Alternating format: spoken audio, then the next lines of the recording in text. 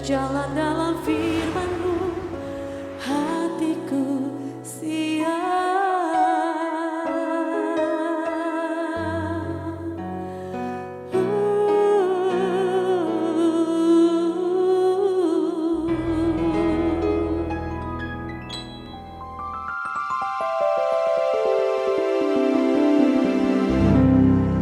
Salam, God lover yang dikasihi oleh Tuhan Yesus Kristus. Semoga semua dalam keadaan baik, sehat, bersukacita dalam keluarga kita semuanya.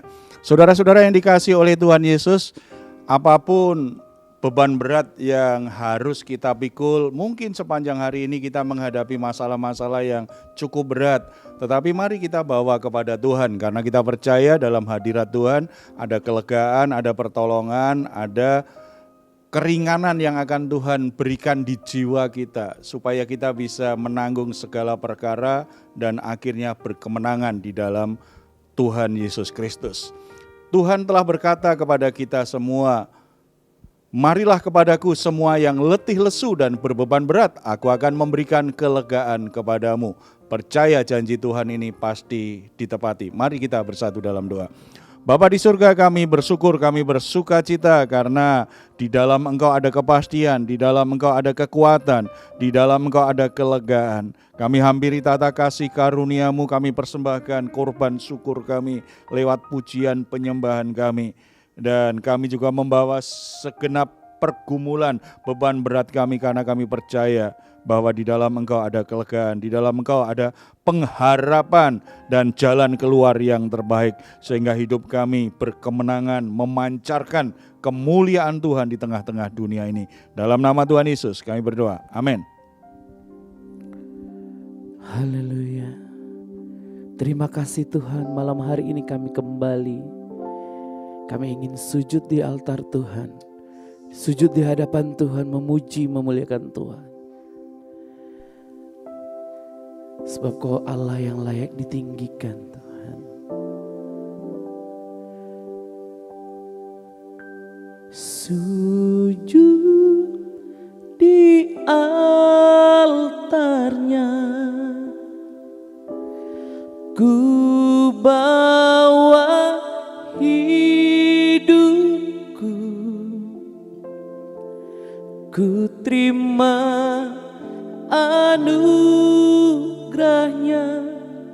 Dia ampuniku dan bebaskanku. Dia ubah hidupku, barui hatiku. Sesuatu terjadi saat datang di altarnya.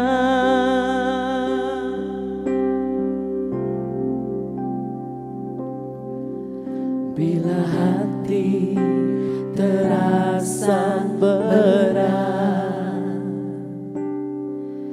tak seorang pun mengerti bebanku. Ku tanya Yesus, apa yang harus ku buat? Dia berfirman, mari datanglah. Dia selalu pedulikan aku.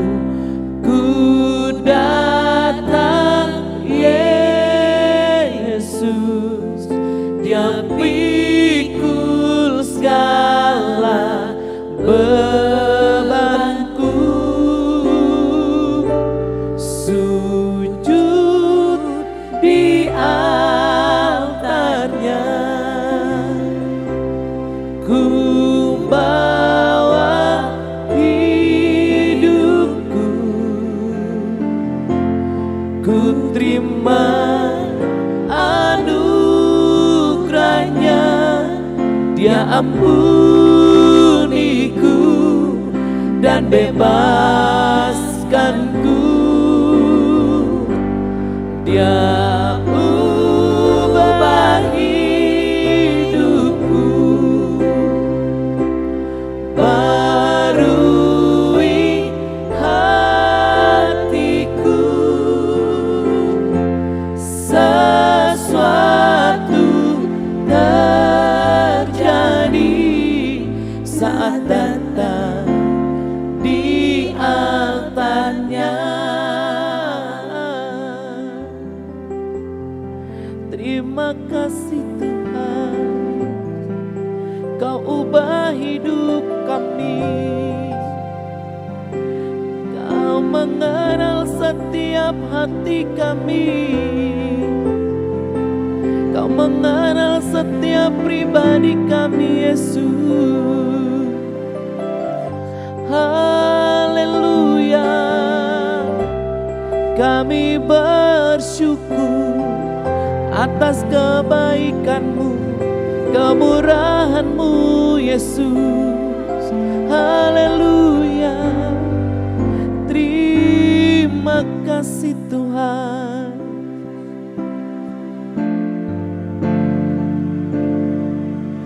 Dan ku ingin mengenal-Mu, Tuhan, lebih dalam dari semua yang ku kenal. Tiada kasih yang melebihi-Mu. Ku ada untuk menjadi penyembah. Tiada kasih yang melebihi-Mu. Ku ada untuk menjadi penyembah-Mu.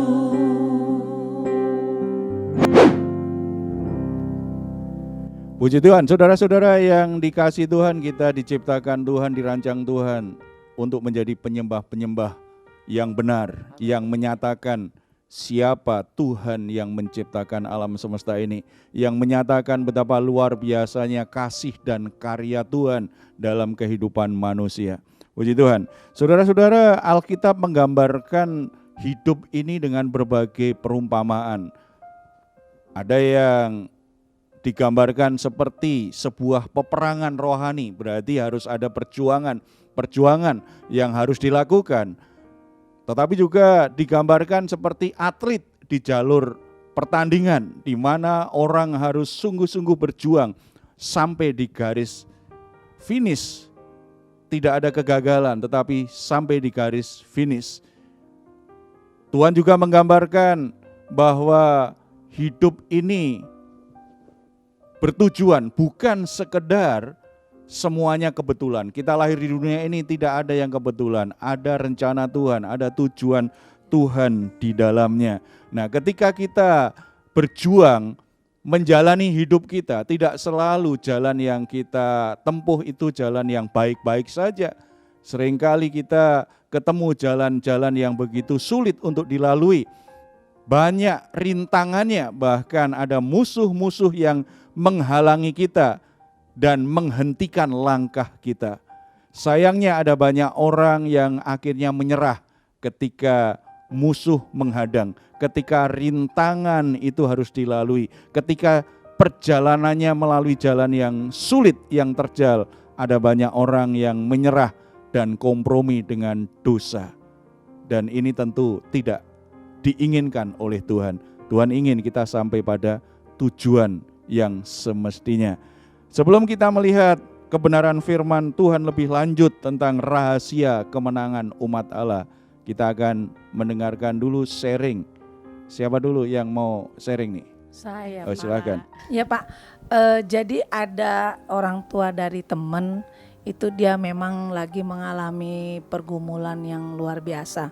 Kehidupan mereka tuh lagi mungkin kalau dibilang lagi pilot gitu ya Pak ya, lagi keadaan keuangan mereka sangat menurun. Sehingga satu waktu dia mendapat satu proyek dan dia melakukan sesuatu yang yang seperti Bapak bilang di luar jalur gitu. Jadi dia melakukan sogok karena supaya itu proyek jadi buat dia, ya kan. Harusnya kan sesuai tender biasa gitu Pak, tapi dia lakukan sesuatu yang seharusnya tidak seharusnya gitu Pak.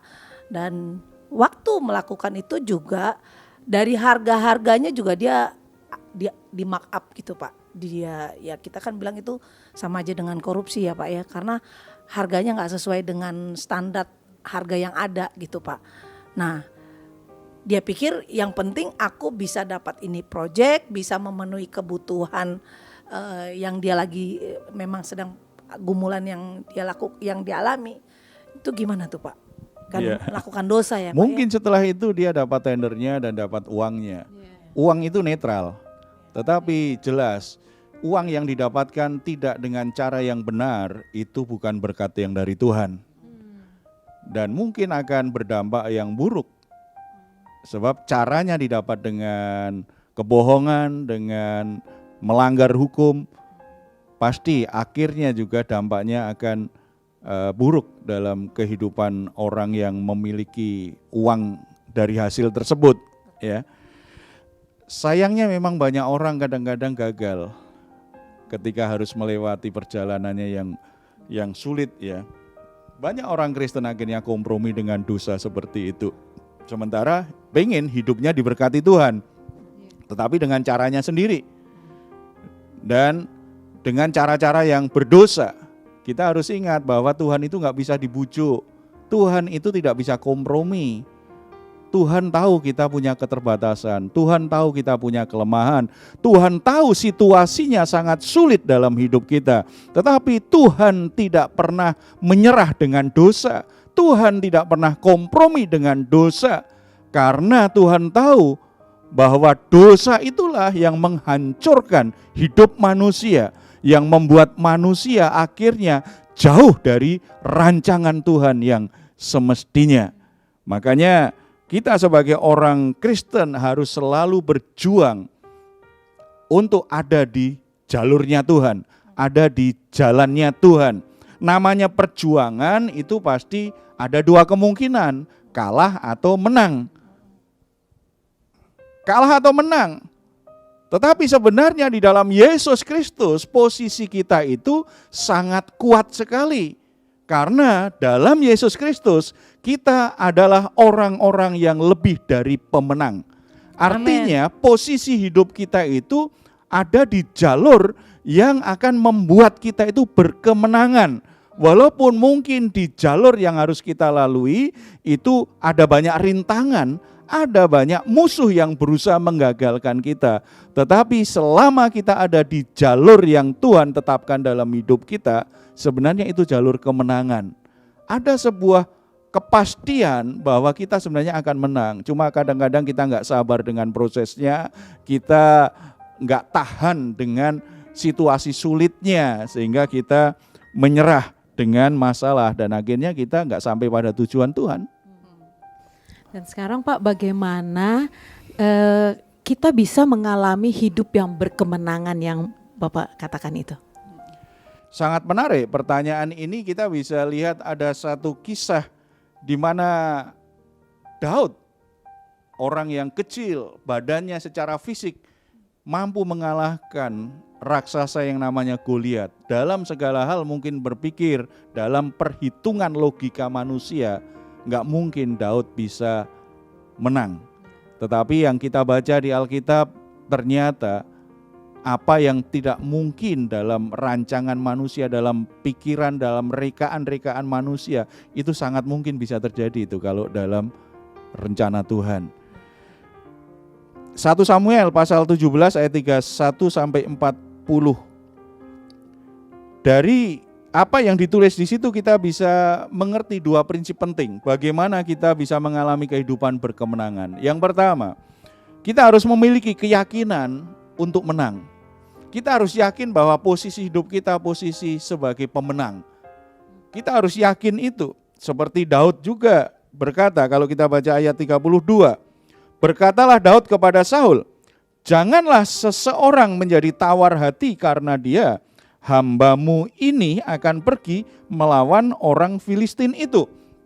Kalau kita baca perikop ini secara lengkap, bagaimana Goliat itu menantang, menghina, meremehkan orang-orang Israel dengan badannya yang begitu besar, dengan kekuatan tubuhnya, dengan persenjataannya yang membuat orang-orang Israel, prajurit-prajurit Israel itu ketakutan, menjadi gemetar mendengar suara Goliat yang menggelegar, walaupun itu sebuah penghinaan, sebuah pelecehan sebagai bangsa, tetapi tidak ada satu prajurit pun yang berani menghadapi Goliat. Tetapi ketika Daud mendengar itu, ini yang dikatakan Daud kepada Saul, Raja Saul, jangan ada seorang pun menjadi tawar hati karena mendengar suara-suara dari Goliat yang begitu menghina, begitu merendahkan kita. Jangan tawar hati karena Goliat tubuhnya begitu luar biasa besar, begitu gagah, begitu kuat, persenjataannya begitu menakutkan. Daud punya keyakinan, perkataan itu kan perkataan orang yang optimis. Perkataan orang yang punya keyakinan besar bahwa boleh saja musuh kita sangat besar sekali. Musuh kita itu seperti raksasa bagi kita. Tetapi yakin bahwa kita bisa mengalahkan dia. Keyakinan untuk mengalami kemenangan itu penting sekali. Orang-orang yang tawar hati itu kan orang-orang ketika menghadapi kesulitan, menghadapi masalah, dia menjadi cemas, takut, dan akhirnya kehilangan pengharapan. Orang-orang yang kehilangan pengharapan seperti itu akhirnya menjadi tawar hati. Tidak ada lagi semangat, tidak ada lagi kata-kata positif. Yang ada adalah keluhan-keluhan, bersungut-sungut, yang ada adalah kata-kata negatif. Jadi saudara-saudara yang dikasih oleh Tuhan, yang bersama-sama dengan kami dimanapun saudara berada, sebesar apapun pergumulan saudara, sesulit apapun masalah yang saudara hadapi, keyakinan bahwa saudara bisa mengatasi, bisa menyelesaikan masalah itu menjadi dasar yang penting supaya saudara bisa memiliki kehidupan yang berkemenangan. Amin. Sebab kekhawatiran, kecemasan, ketakutan itu akan membuat imanmu semakin lemah, akan membuat imanmu semakin hancur, membuat saudara tidak punya daya tahan, tidak punya kekuatan yang dari Tuhan untuk menghadapi situasi yang sedang menimpa hidupmu.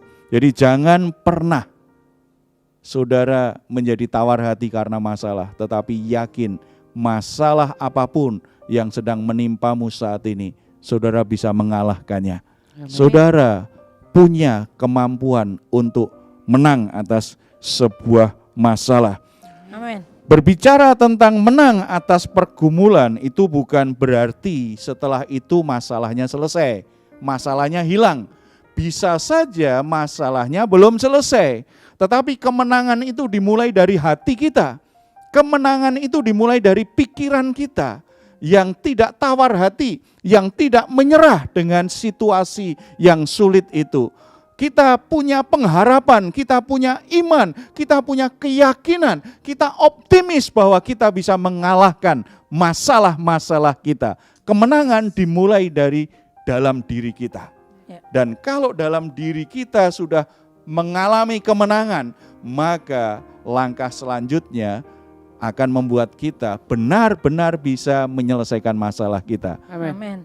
Yang kedua, dari cerita Daud ini kita bisa mengerti apa yang membuat Daud akhirnya keyakinannya begitu kokoh dan punya keberanian yang luar biasa. Padahal kakak-kakaknya atau prajurit yang lain yang terlatih perang saja tidak berani menghadapi Goliat.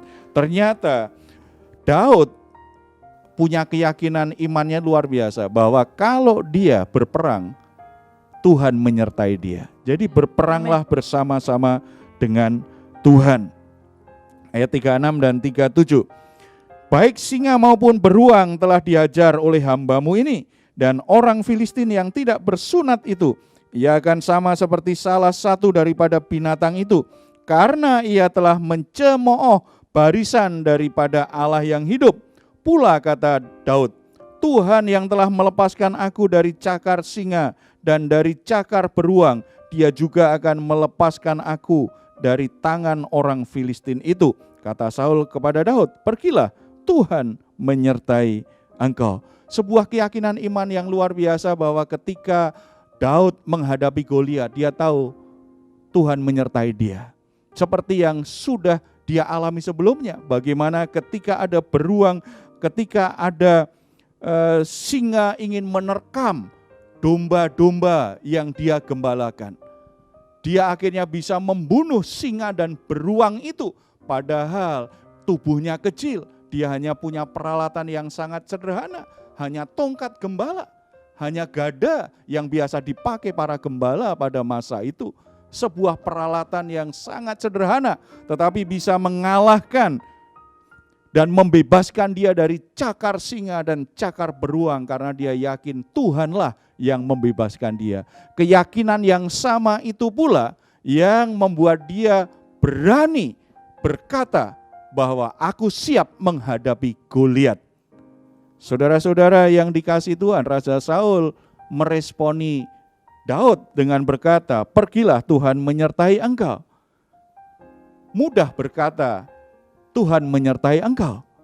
Raja Saul mudah berkata kepada Daud, Tuhan menyertai engkau.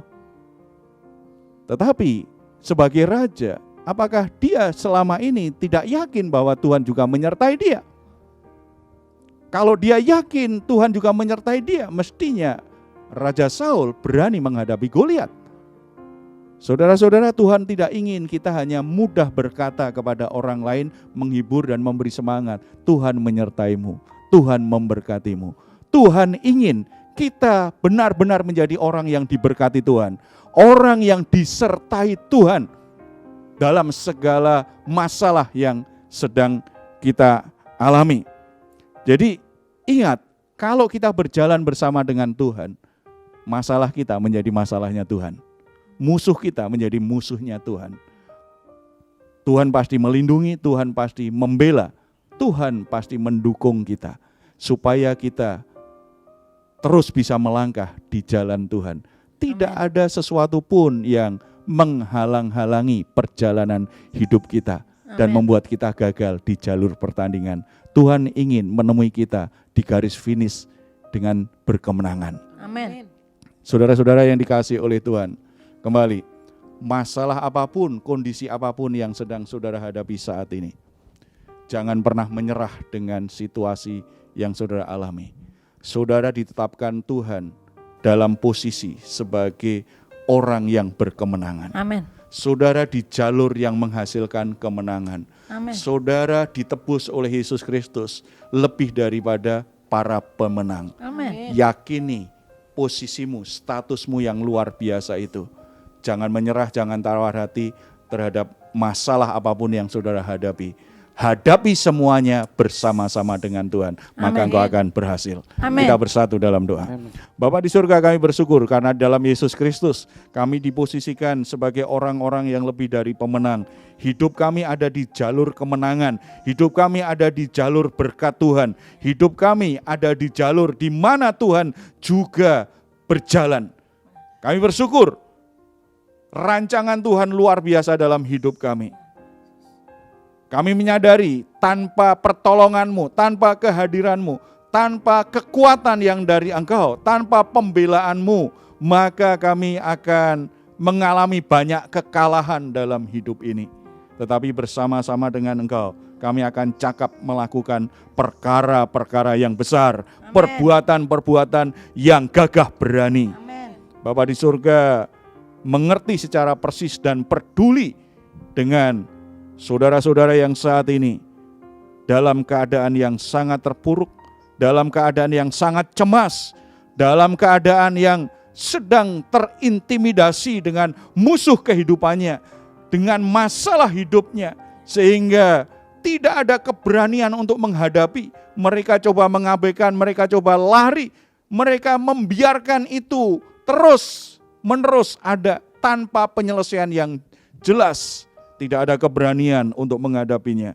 Tetapi hari ini Bapa, biarlah kebenaran firman-Mu itu kembali mengobarkan keberanian di hati mereka, keyakinan di hati mereka. Sesungguhnya tidak ada satu masalah pun yang tidak bisa diselesaikan bersama-sama dengan Tuhan. Tidak ada situasi sulit yang tidak bisa diatasi ketika kami melangkah bersama-sama dengan Tuhan. Tidak ada pergumulan apapun yang tidak bisa kami bereskan bersama-sama dengan Tuhan. Hati yang percaya, hati yang yakin, yang optimis, yang punya iman yang teguh untuk berkemenangan Tuhan taruh di hati anak-anak-Mu Amin. yang saat ini bersama-sama dengan kami Bapa. Roh Kudus tanamkan kebenaran firman Tuhan ini, sehingga iman mereka sungguh-sungguh tumbuh dengan kuat di hati mereka. Dan mereka mulai bangkit untuk menyelesaikan masalah-masalahnya bersama dengan Tuhan. Mereka mulai berani untuk membereskan masalah-masalahnya. Tuhan beri kekuatan, Tuhan beri hikmat yang dibutuhkan anak-anak-Mu agar bisa menyelesaikan masalahnya dengan benar sesuai dengan cara Tuhan. Bahkan ketika ada situasi yang masih sangat sulit, masih ada pintu yang tertutup dan sulit untuk dibuka, biarlah kuasa Tuhan bekerja. Bersama dengan Engkau, semua pintu akan terbuka. Amin. Semua rintangan bisa disingkirkan.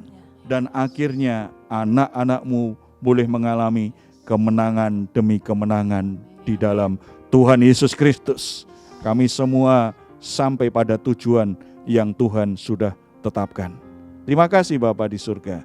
Tuhan, kuatkan hati bagi para orang tua yang hampir menyerah karena anak-anaknya yang sedang dalam situasi yang sangat buruk. Biarlah sebagai orang tua tetap punya keyakinan, situasi sulit apapun yang dihadapi anaknya, situasi buruk apapun yang sedang dihadapi anaknya, selalu ada jalan keluar, ada pertolongan yang dari Tuhan. Ada orang yang mau menyerah dengan rumah tangganya karena begitu sulit yang dihadapi. Konflik rumah tangga yang begitu berat, masalah rumah tangga yang begitu berat. Tetapi biarlah kembali di hati mereka ada keyakinan bahwa mereka bisa melewati situasi krisis ini dan kembali terjadi pemulihan. Rumah tangganya, pernikahannya diselamatkan karena mereka mengatasinya bersama dengan Tuhan. Ada yang begitu putus asa karena usahanya begitu kolab, mau bangkrut, situasinya sangat berat sekali. Tidak ada jalan keluar yang mereka bisa lihat, tetapi biarlah ada keyakinan yang kembali kuat di hati mereka. Tidak ada situasi apapun bersama-sama dengan Tuhan yang tidak bisa diatasi. Kembali dengan keyakinan yang luar biasa, dengan iman yang berkobar-kobar. Mereka tidak menyerah. Tuhan berkati semua usaha, semua hal yang dikerjakan Tuhan buat berhasil agar nama Tuhan dimuliakan. Amin. Terima kasih Bapak. Demikian juga pekerjaan Tuhan di tempat-tempat tertentu mungkin sepertinya pintu tertutup, situasinya sangat berat sekali. Dan banyak hamba Tuhan akhirnya mau menyerah dengan keadaannya. Tetapi biarlah ketika mereka mendengar firman Tuhan saat ini, hatinya, keyakinannya, imannya kembali bangkit. Sehingga mereka tidak hanya berdiam diri menyerah dengan masalah, dan masalah akhirnya menggulung mereka. Mereka tidak mengalami janji kemenangan Tuhan itu terwujud. Tuhan kembali kobarkan roh mereka untuk melayani Tuhan. Apapun situasi dan masalah yang sedang mereka hadapi. Terima kasih Bapa di surga, Tuhan sudah menyatakan betapa luar biasa pekerjaan-Mu bagi bangsa dan negara kami. Sehingga masalah-masalah yang begitu berat selama pandemi COVID-19 itu bisa diatasi satu persatu. Dan kondisinya hari demi hari semakin membaik. Itu semua karena anugerah dan pertolongan-Mu. Terima kasih Tuhan, semakin berkati bangsa dan negara kami. Para pemimpin bangsa kami semuanya dalam anugerah dan berkat Tuhan. Dalam nama Tuhan Yesus kami berdoa, amin. Amin. Saudara-saudara yang dikasihi oleh Tuhan Yesus, tetap percaya bahwa perjuangan saudara, kalau saudara berjalan bersama dengan Tuhan akan berakhir dengan kemenangan, bukan Amin. kekalahan. Amin. Apapun yang menjadi pergumulan saudara saat ini, kelemahan, sakit, penyakit, kalau saudara membutuhkan dukungan doa, silahkan menuliskannya di nomor telepon yang tertera di layar saudara. Tim doa kami akan berdoa untuk saudara. Harapan dan doa kami, saudara semua ditolong Tuhan, mendapatkan anugerah dan berkat yang dari Tuhan. Amin. Kalau saudara ingin menuliskan komentar, silahkan menuliskannya di ruang komentar yang ada di channel Diaspora TV. Kami tunggu. Mazmur 4 ayat 8 sampai 9. Engkau telah memberikan sukacita kepadaku lebih banyak daripada mereka ketika mereka kelimpahan gandum dan anggur. Dengan tentram aku mau membaringkan diri lalu segera tidur. Sebab hanya Engkaulah ya Tuhan yang membiarkan aku diam dengan aman. Puji Tuhan, selamat malam, selamat beristirahat. Amin.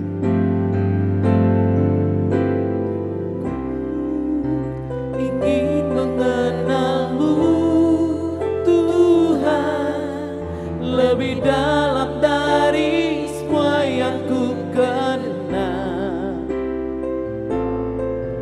Tiada kasih yang melebihimu.